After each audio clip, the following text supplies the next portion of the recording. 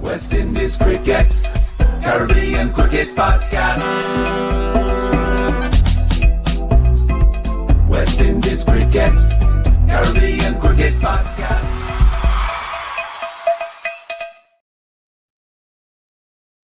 Yes, ladies and gentlemen, welcome back to another quick edition of the Caribbean Cricket Podcast. I'm one half of the Caribbean Cricket Podcast, Machel St. Patrick Hewitt. And really, this was just a follow-up, and this is why it's going to be a really, really quick one.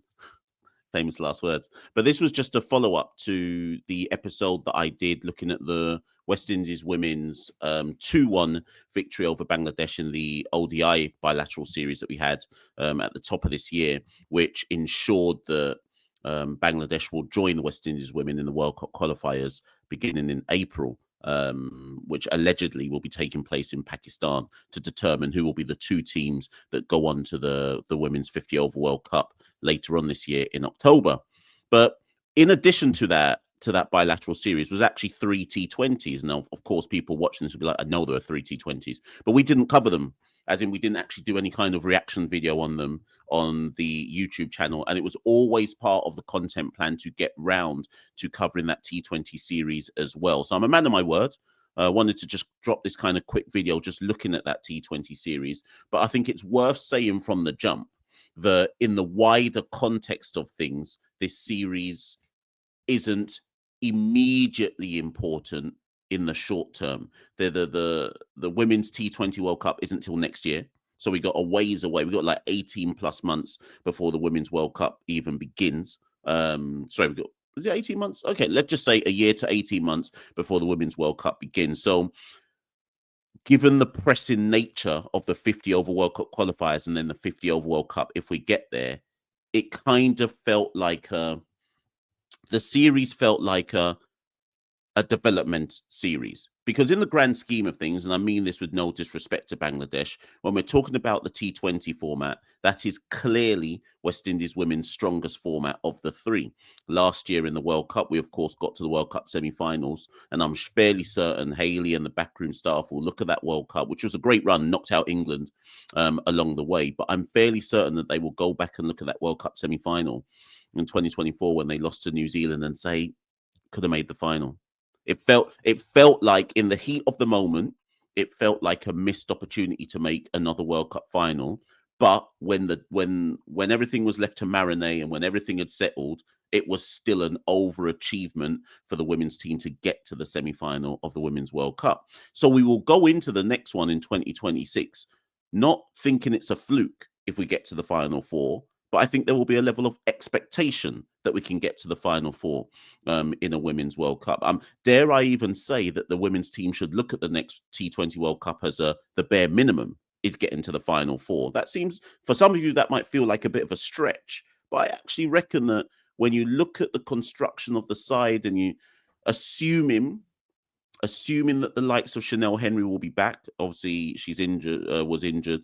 Assuming that the likes of Chanel Henry will be back. Assuming that Stephanie Taylor, which you may say is a big assumption, but assuming that Stephanie Taylor can get over her injury woes, you look at the T20 side and you say, all they need is one explosive innings and they're beating most teams, generally speaking. And we got the players for the explosive innings. So what did we see in this Bangladesh T20 series? Like I say, don't want to get into it too tough. What I liked about this Bangladesh series is they gave chances. They didn't do it in the ODIs. And, they did, but they didn't fully go in the ODIs. And one might say, yeah, Mash, that's because they needed to knock Bangladesh down into the World Cup qualifiers with them. So the time for experimentation, that wasn't the time. But certainly in the T20s, we saw a level of experimentation that I want to see. By the third T20, when we'd already won the series, which we'd won the first 2 T20s, so we had the freedom to fully experiment in the final T20. Look at the batting lineup for the final T20. Janaba Joseph opened, Narissa Crafton number 2, Janila Glasgow number 3, Dottin 4, Shabika Gajnabi 5, Mandy Mangru 6, Zayda James 7. Of that top 7, only Deandra Dottin is a solidified, bona fide West Indies women's senior player.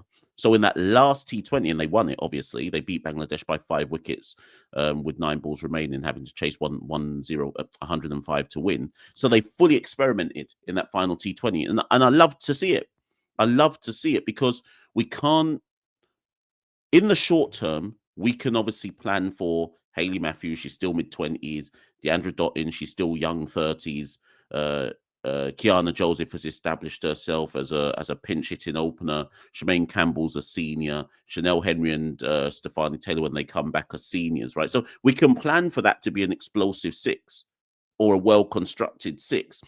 But when we get the opportunities to experiment and look to development the next set of youngsters to come through, we got to take it, and we got to go all eggs into the basket and say, yeah, let's develop them. Let's put Crafton up the order. Because what was the point in taking people to Australia if we're not going to then show that we're going to develop their talent further at the international stage? So I love to see Crafton at 2. And it doesn't matter for me whether they failed or whether they succeeded. It's about making sure they get the chance, making sure they get the opportunity to bat in important positions and learn to craft and develop an innings. So yes to Larissa Crafton batting number 2. Yes to Janilla Glasgow batting number 3 and scoring 25 from 28. And it's worth pointing out that in the second T20, Janilla batted at number 5. So it's clearly someone they have some kind of designs on.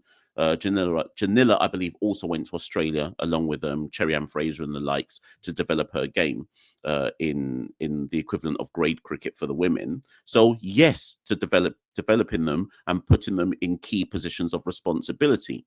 So I loved that. I loved to see that. Yes, to giving Mandy Mangru a game as wicketkeeper, because she is likely to be the one who takes over from Shemaine Campbell in years to come. So yes, to giving people like her a game.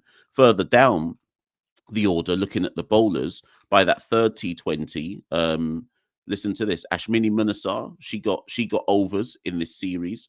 1 for 9 in the third T20. She bowled more in the second one, I believe. Zayda James, 3 overs, 1 for 7. Janilla Glasgow, 4 overs, 3 for 15. Cherry Ann Fraser, 3 overs. She was expensive in the final one, so actually 3 overs, number 37 in the final one, but she went much better in the second. So yes to giving opportunities with the ball. If I scroll back to the second T20 with the ball, that's the one where we won it by 106 runs. West Indies posting 201 for 6, phenomenal stuff. And then Lengin now and Bangladesh women for 95 in response. But if we go to the bowlers in that response, when we Leng Bangladesh women down for 95, Zayda James, 4 overs, 1 for 17. Cherry Ann Fraser, 3 overs, 2 for 15. Janilla Glasgow, 2 overs, none for 4. Larissa Crafton, 1 over, none for 2. Ashmini Munasar, 4 overs, 1 for 20. Hayley only bowled 2 because and obviously Hayley didn't play the third one, because I think also, and a moment to think got in the comments in the ODI video and made this point, and I think it's very pertinent. I think there is a recognition from Hayley and the think tank behind off the pitch to say, Hayley, don't bowl. If we are in matches where we're clearly winning and we need to look at some developmental opportunities for the youngsters, Hayley, don't bowl. There is no point in you bowling your full allocation when we can give some of your overs to the likes of Zayda James, to the likes of Ashmini Munasar, to the likes of Janilla Glasgow. So Hayley bowled 2 overs in that Bangladesh match, the second T20. And took 2 for 6, but she didn't bowl her allocation. She probably could have bowled her allocation and bowled down the whole team, but I liked the fact that she didn't bowl her full allocation, and others of the youngsters got their chance to develop their craft at the women's senior level. So yes to all of that. In the first 2 T20s, the top 5 pretty much got the job done. First one, Kiana Joseph, 29, Hayley Matthews, 60, Shemaine Campbell, in fairness, was poor with the bat, 3, Jandra Dottin, 51. That's all that was needed to win the first T20. West Indies chasing down the 145 to win in 16.5 overs. Obviously, Deandra smashing 51 off about 20-odd balls. In the second T20, when we posted 201, Kiana Joseph hit a 63, Hayley 27, Shemaine Campbell 11, Dottin 49, and then Janilla Glasgow came 5, hit 14, and Gajanabi came 6 and hit 24 off 12. So again, we didn't need to see a lot of batting from 5 onwards in those first two because the senior ladies got the job done. Kiana, Hayley, Deandra, they did the heavy lifting, which allowed the likes of Janilla Glasgow to just bat a bit. It allowed the likes of Gujnabi to bat a bit, knowing that there wasn't full pressure on. It's like I say, it's only in that third T20 that they rested Kiana, rested Hayley, rested Shemaine, and actually did a brand new team, so we could see at the highest level what some of these ladies are all about, and where we can go from there, and so on and so forth. Looking at the kind of stats for those who didn't kind of crunch the stats at the end of that particular series, Hayley Matthews played 2 matches, averaged 87, strike rate of 121. Deandra Dottin played all 3, average 55, strike rate of 204. Absolutely ridiculous. Kiana Joseph played 2, averaged 46, strike rate of 161. Those 3 players, plus a returning Chanel Henry and Stefani Taylor, is as explosive as it gets. I'm not saying Chanel Henry and Stefani Taylor are massive hitters like Hayley, Deandra, and Kiana, but it rounds off a very strong top 5, and it allows you to believe that a strong West Indies women's team where everyone is fit, yes, can reach a Final 4 of a T20 World Cup, all things being well between now and when that T20 World Cup takes place. Kiana continues to develop her pinch hitting game. She's not, like I said in the ODI video, she's no longer just a clear the front foot and hoik it player. I do think she's actually developing her battership, and I think she's opening up more of her game on both sides of the wicket. Janilla, and then you look at the rest of them. Not many. I mean, Janilla Glasgow played in all 3. She averaged 20, strike rate of 93. There's more to see there. Like I say, Janilla Glasgow, she's only 21. Plenty more to come from Janilla, so we shouldn't be rushing to judge her. Let her develop. As a 21-year-old, just let her develop her game. You know. Gajnabi didn't actually get dismissed in any of the innings she batted, and was striking at 138. So again, good to see. And then with the ball, just completely dominant. Bangladesh couldn't get to grips with anything the West Indies women were doing with the ball. Janilla Glasgow, 3 wickets at 6, economy 3.1. Hayley Matthews, 3 wickets at 14, economy 7. Hayley only bowled 6 overs. Ashmini, 2 wickets at 15, economy 4.8.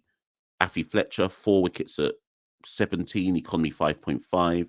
Zayda James, 2 wickets at 17, economy 4.2. Cherry Fraser, there's more to see there. She's still, control's still a bit wayward, but we got something to work with. 3 at 25, economy 8.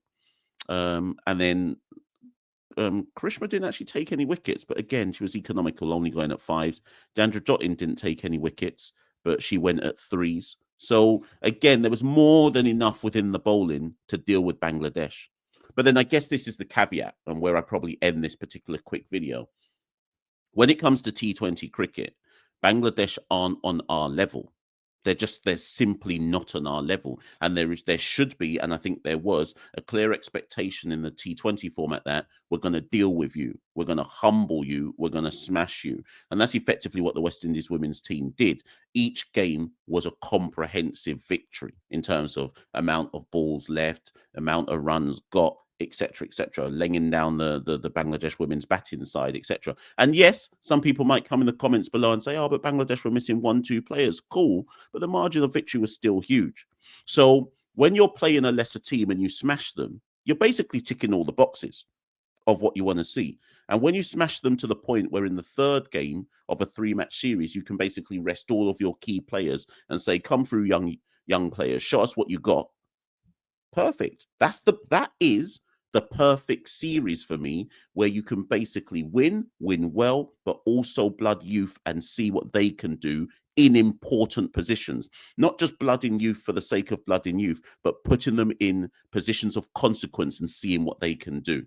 So I was impressed. I was impressed with the series. There's things to nitpick, but this ain't a nitpicking episode for me. This is just about reflecting on what was a very strong series. And I guess the question that, if people want to get at me in the comments below, the key question here is, who stood out for you? What were you impressed with? And where would you like to see the T20 side go from here? Because we're going to have tougher tests. So how would you construct your side in light of the tougher tests? Who from the youngsters did you see that we need to continue to develop? And if you've decided that we need to go all in and develop them, in what positions are we developing them? In what positions are we developing them in? Like, who's at risk from the senior players? I'll just leave it like that. Listen, I've got a rush. I've got to go to the football today. Bromley are playing Fleetwood Town, so I've got to get out of here. So get me in the comments below as usual. Follow the Caribbean Cricket Podcast, all the social media handles. Just search Caribbean Cricket Podcast, and you must confine us everywhere: X, Instagram, Facebook, Blue Sky, Discord, OnlyFans, Snapchat, TikTok, everywhere. Instagram. Just look and you shall find us. If you want to contribute to the Caribbean Cricket Podcast, head to www.patreon.com/CaribCricket. Every little bit helps and counts. And I shall see you all very, very soon. We've got a guest coming on. Should have had one this week, but I was too slow to organise it. So look out for next week. And it concerns more West Indies women's cricket. So look out for a special guest. Hopefully, we can get that locked in for next week. But until then, see you all very, very soon. West Indies Cricket, Caribbean Cricket Podcast. West Indies Cricket, Caribbean Cricket Podcast.